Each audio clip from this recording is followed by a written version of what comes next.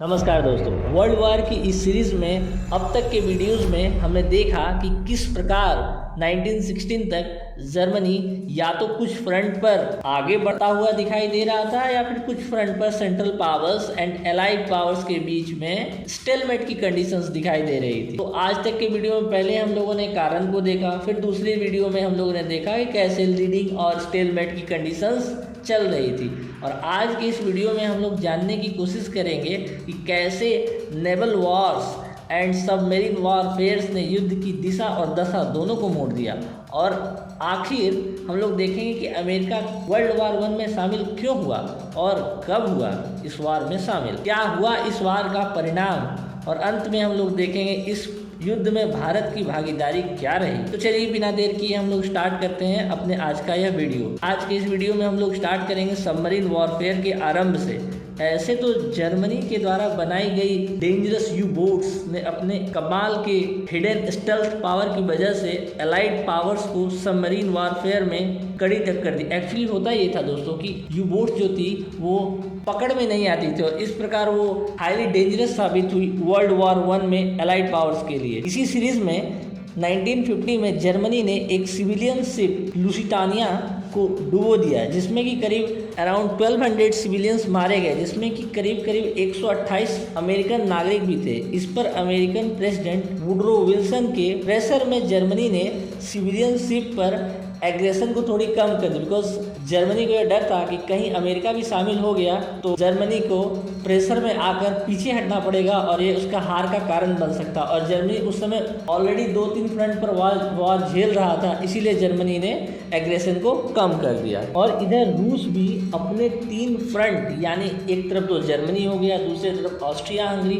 और तीसरे तरफ ऑटोमन एम्पायर। जैसे लास्ट वीडियो में हम लोगों ने बताया था कि ऑटोमन एम्पायर ने किस प्रकार सेवेस्तोपोल और ओडेसा के पोर्ट पर बॉम्बार्डिंग की और फिर से कॉकसस पर वॉर डिक्लेयर कर दिया रसिया ने। इस प्रकार 3 फ्रंट पर रसिया भी वॉर के कारण करीब more than 1 million, around 10 lakh से भी ज़्यादा कैजुअलिटीज झेल चुका था। और फिर 1970s में इसी टाइम में रशियन कम्युनिज्म क्रांति और कह सकते हैं बोल्शेविक क्रांति हुई और वहाँ तख्ता पलट हो गया। और इसके बाद जर्मनी के अगेंस्ट रशिया ने अपने आप को बाहर खींचने के लिए सीज फायर डिक्लेयर कर दिया और लेनिन ने पावर में आते ही, बहुत बड़ा रिफॉर्म चल रहा था रशिया में, तो उन्होंने सीज फायर डिक्लेयर कर दिया और वर्ल्ड वार से रूस को बाहर खींच लिया, बिकॉज ऑलरेडी रूस को बहुत ज़्यादा डैमेज हो चुका था, राइट। जिसके बाद जर्मनी अपने वेस्टर्न फ्रंट पर और भी एग्रेसिव हो गया और वह सभी मिलिट्री एंड सिविलियन शिप को डुबाने लगा, बिकॉज उसके बाद तो अब वो सिर्फ एक ही फ्रंट पर डायरेक्ट वार लड़ रहा था, सो उसने एग्रेशन को बढ़ा दिया। और एक्चुअली हुआ ये था कि during world war 1 allied powers ने जर्मनी को सभी फ्रंट पर घेर रखा था, जिससे कि आपका खाने पीने की रोजमर्रा सप्लाई भी जर्मनी को नहीं मिल पा रही थी। इससे जर्मनी ने अपने अत्याधुनिक यूबोट्स की मदद से अटलांटिक ओशन से आ रहे food and others needy resource की सप्लाई को टारगेट करना शुरू कर दिया, ताकि जो टेक्निक्स ब्रिटेन, फ्रांस, जर्मनी पर अप्लाई कर रहे थे वही टेक्निक उन्होंने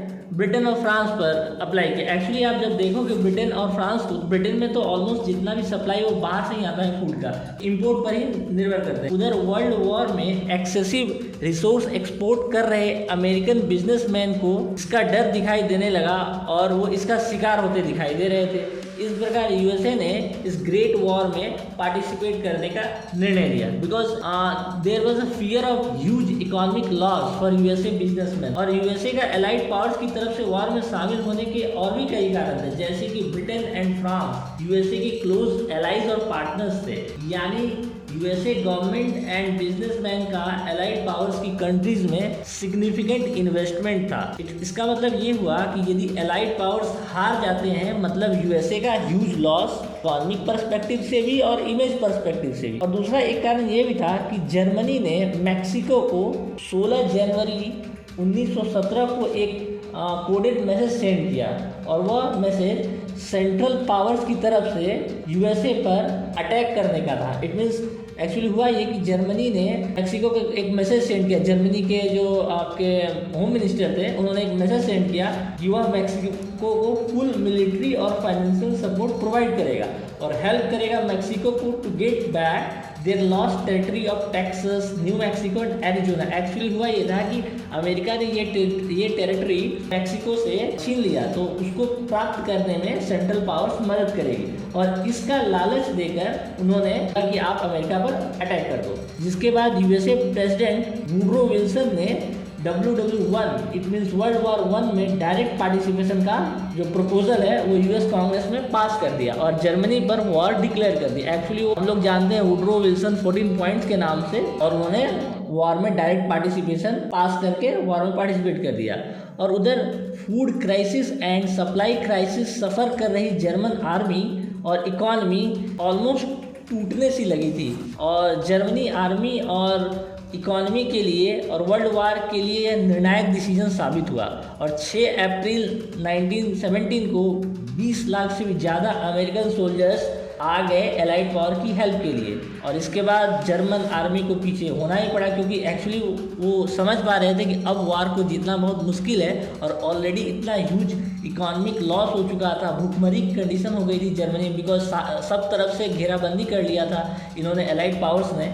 सो आप देखेंगे तो वहाँ सी रूट से कोई सप्लाई भी नहीं आ रहा था। So finally Germany declared cease fire, और 11 नवंबर 1918 में जर्मनी ने सरेंडर कर दिया और सीज फायर डिक्लेयर कर दिया। करीब करीब 52 महीने तक चले इस महायुद्ध का 11 नवंबर 1918 को अंत हो गया। इसके बाद युद्ध में जीती हुई ताकतों यानी ब्रिटेन, फ्रांस, यूएसए, एक्चुअली मैंने बताया रसिया तो पहले ही बैकआउट हो चुका था, इसीलिए यूएसए, फ्रांस और ब्रिटेन ने अपने फ़ायदे के लिए और युद्ध में हुए नुकसान की भरपाई के लिए हारे हुए देश खासकर जर्मनी के खिलाफ एक महत्वपूर्ण संधि की, जिसे इतिहास में हम वर्साई की संधि के नाम से जानते हैं। इस संधि के तहत जर्मनी की अनुपस्थिति में जर्मनी पर इट मीन्स जर्मनी को इनवाइट तक नहीं किया गया, और उनकी अनुपस्थिति में जर्मनी पर तमाम तरह के आर्थिक, सामाजिक, सैन्य और सामरिक प्रतिबंध लगा दिए गए। बस इतना ही नहीं, उन्होंने जर्मनी के सारे औपनिवेश को छीन लिया और उसे एलाइड पावर्स के बीच में बांट दिया गया। एक तरह से कहें तो जर्मनी को पंगु बनाने की कोशिश की गई और इसे जर्मनी को मानने के लिए फोर्स भी किया गया। इट मीन्स उन्हें कहा गया कि यदि आप एक्सेप्ट नहीं करोगे तो हम लोग वॉर डिक्लेयर कर देंगे। ऑलरेडी जर्मनी एक ह्यूज क्राइसिस से जूझ रहा था, सो इसे बाई फोर्स एक्सेप्ट करना ही पड़ा। और इतना ही नहीं, जितने वॉर के लॉसेस हुए थे इसके लिए जर्मनी को रेप्रेशंस टू एलाइड पावर्स देने के लिए फोर्स किया गया। इट मीन्स जर्मनी को अब अर्ली बेसिस पर एलाइड पावर्स को रेप्रेशंस भरना होगा। और वहीं दूसरी ओर ऑस्ट्रिया हंगरी के साथ भी ट्रीटी ऑफ ट्राइनॉन साइन किया गया, जिसके तहत कई नए राष्ट्र बने और यूरोप की सीमाएं फिर से निर्धारित की गई। उधर ऑटोमन अंपायर को भी पूरी तरह से डिसइंटीग्रेट कर दिया गया, यानी जो कैलिफेट था, खलीफा, उसको समाप्त कर दिया गया। इस प्रकार ऑटोमन अंपायर के साथ ट्रीटी ऑफ सर्ब्स साइन की गई। इस युद्ध में यदि हम भारतीय सेना का कंट्रीब्यूशन देखें तो ब्रिटिश फ्लैग के अंदर हमारी भारतीय सेना, ब्रिटेन ने एक्चुअली क्या किया था ना, एक वादा किया था कि यदि आप मदद करोगे तो हम भारत को आज़ाद कर देंगे। इसीलिए जो इंडिया के जो इंडिपेंडेंट फाइटर्स हैं उन्होंने ब्रिटिश को हेल्प किया और ब्रिटिश आर्मी के अंडर में इंडियन आर्मी लड़ी। लेकिन एक्चुअली हुआ क्या, उन्होंने फिर से धोखा दिया और जिसमें करीब 75,000 से ज़्यादा भारतीय सैनिक शहीद हुए और करीब उसी आसपास घायल भी हुए। इन्हीं की याद में वर्ल्ड वॉर 1 का मेमोरियल जो कि फ्रांस में बनाया गया है, वहाँ पर हम लोग श्रद्धांजलि अर्पित करते हैं। और आप देखेंगे कि फ्रांस की गवर्नमेंट भी अर्पित करती है, क्योंकि एक्चुअली इंडियन आर्मी की हेल्प से ही उन्होंने पेरिस को सेव किया था एट क्रूशियल टाइम। और इस महायुद्ध के बाद ही अमेरिका निश्चित रूप से एक महाशक्ति बनकर उभरा और अमेरिकन प्रेसिडेंट वुडरो विल्सन ने लीग ऑफ नेशंस नाम के एक ग्लोबल ऑर्गेनाइजेशन की नींव रखी, क्योंकि उस समय सबको फील हो रहा था एक ऐसा ग्लोबल ऑर्गेनाइजेशन होना चाहिए जो फ्री नेविगेशन को इंश्योर कर सके, फ्री इकोनॉमिक कॉपरेशन को इंश्योर कर सके। तो दोस्तों आज के लिए बस इतना ही। वर्ल्ड वॉर सीरीज के अगले वीडियो में हम लोग देखें कैसे लीग ऑफ नेशन की स्थापना हुई और क्या था लीग ऑफ नेशन और किस प्रकार इसी ने आगे चलकर द्वितीय विश्व युद्ध की नींव रखने में योगदान दिया। तो उम्मीद करता हूँ दोस्तों आज का वीडियो आपको बहुत अच्छा लगा होगा और इन्फॉर्मेटिव लगा होगा। यदि वीडियो अच्छा लगा हो और इन्फॉर्मेटिव लगा हो तो प्लीज़ वीडियो को लाइक करें, चैनल को सब्सक्राइब करें और नोटिफिकेशन बेल को प्रेस करना ना भूलें, ताकि हमारे अगले वीडियो की अपडेट आपको मिलती है। फिर जल्द मिलेंगे, तब तक के लिए स्वस्थ रहें, सुरक्षित रहें और खुश रहें। जय हिंद, जय भारत।